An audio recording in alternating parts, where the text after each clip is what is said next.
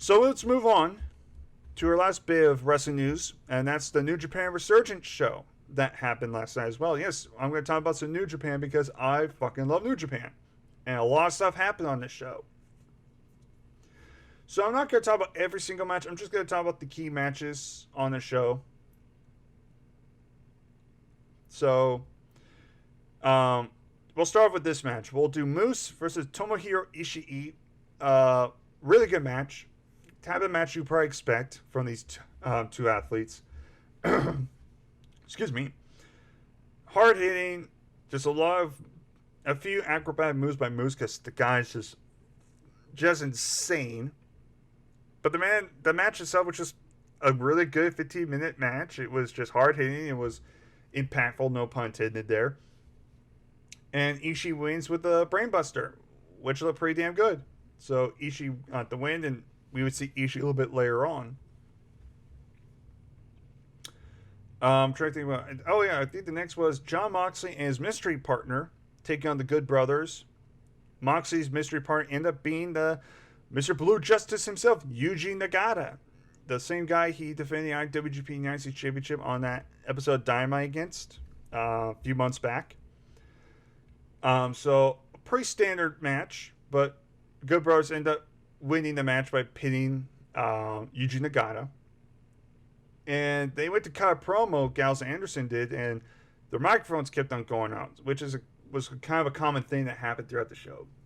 Sucks. And by the way, they were in Los Angeles for this show, if you're wondering.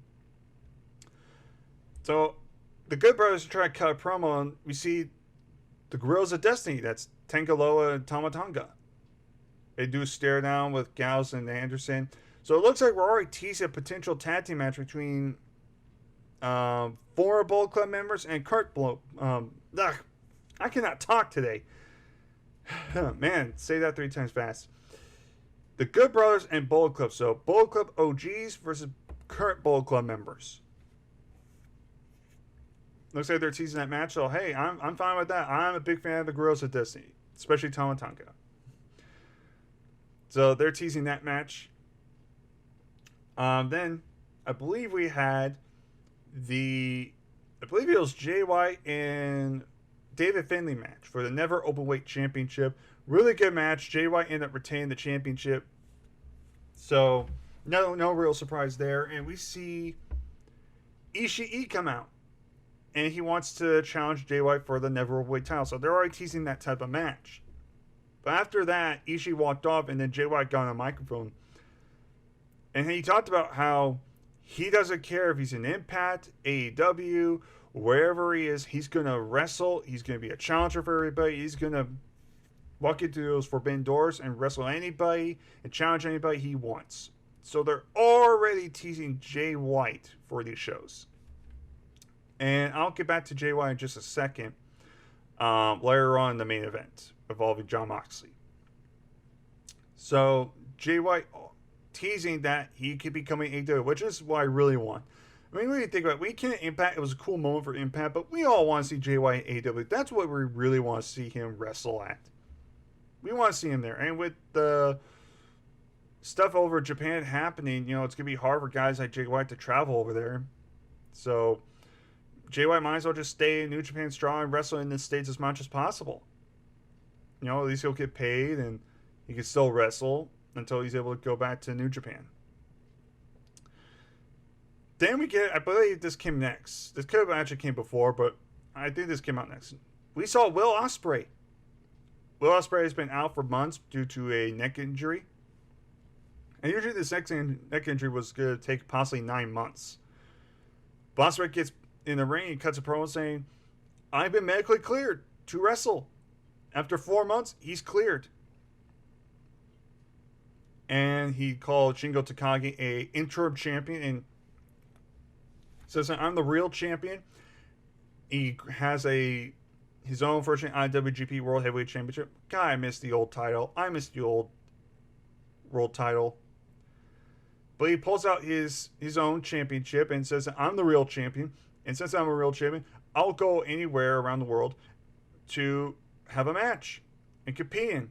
I'm not going to compete in the G1. I'm not going to go back to Japan. I'm going to stay here in the States for a while. And I'm going to make New Japan Strong my new home because Strong is a bunch of children who couldn't draw a dime, basically. And again, this was interesting the way he was talking about this. He'll say he'll wrestle anywhere he wants, whether Impact, AEW, etc. Again, I'll get to that in a second. So that was basically clip notes of Osprey. So he's back. He's cleared. And if you want to see him wrestle, we might be seeing him wrestling not just in New Japan Strong, but in other companies as well. Again, we'll talk about that in a second. Then we got to the main event. It was Hiroshi Tanahashi challenging Lance Archer, AEW's Lance Archer, and current reigning IWGP United States Championship for the U.S. title. The match was unique because the majority of the match it was just Archer dominating Tahashi. That Tahashi would make a few comebacks and Archer would kind of just basically cop block him and kind of make a comeback. And during the match, we see John Moxley in attendance watching. And I'll get to Moxley in a second. So the match is going back and forth, basically, but mostly Lance Archer's dominating until Tahashi makes a comeback. He's able to hit a couple high-fly flows, gets the cover, and he pins Archer. So Tahashi becomes the new United States champion. He's also first Japanese wrestler to hold that United States championship. Archer gets on mic and says, "You know what, man, I respect you. And the next time we wrestle, I want my title back, and it's going to be an AEW ring." Tahashi says, agrees. And Moxie kind of looked upset. Now, the match itself was good. Nothing fantastic, but it was a great moment. The crowd reacted big to that. And at least the U.S. title is now back in New Japan, which is long overdue. But I wanted to go back to Moxley for this particular reason. So, Jay White teased going to AEW. Will Osprey teased going to AEW. And Tanahashi is teasing going to AEW. And here's the thing. If you remember, John Moxie cut that promo talking shit about guys like Tanahashi. I don't know what this means. But John Moxie has no match at All Out. He has no real match at all. Same thing with Miro. And Moxie's one of their bigger stars. You would think they want to put him on the show, but he doesn't really have a match. But now, after this show, we have potentially 3 matches that, if they were to occur, could happen at All Out. John Moxley could fight Jay White, maybe for the Never Openweight Championship at All Out. That's a potential match. Moxley could fight Will Osprey. That's an intriguing match. That could happen.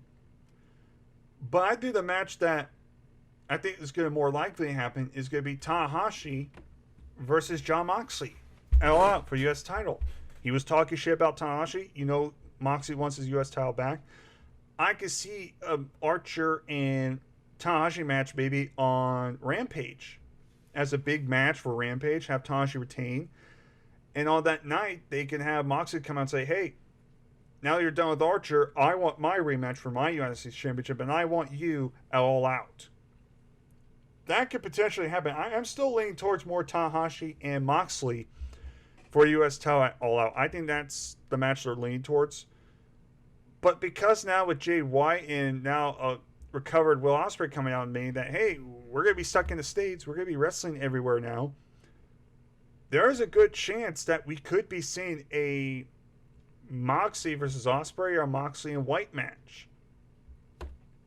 So I like that. I like those little teases right there that we could be potentially seeing more potential matches possibly for All Out in a couple weeks. So it's smart for New Japan to do. So it's smart to kind of tease these different scenarios. Moxley was out there in the main event for a reason. He wasn't just out there to just be like, I'm just here to watch the show. They're clearly telling a story here. And I think ultimately it's going to lead to Tahashi and Moxley at All Out for the U.S. title. I believe that's where it's leaning towards. But then again, I would not be surprised if they did Jay White and Will Ospreay, one of those two fighting Moxley as well. But it's clear what they're teasing for. So really interested in seeing where they go from here. And I think Tahashi is going to be in the States at least for a little bit. I could see Tahashi staying here in the United States for a few more weeks until All Out's done, and then he can travel back to Japan and then start defending the belt over there. I could totally see that happening. Because like I said, I don't think they would just have Tahashi just for that one-time appearance at Resurgence.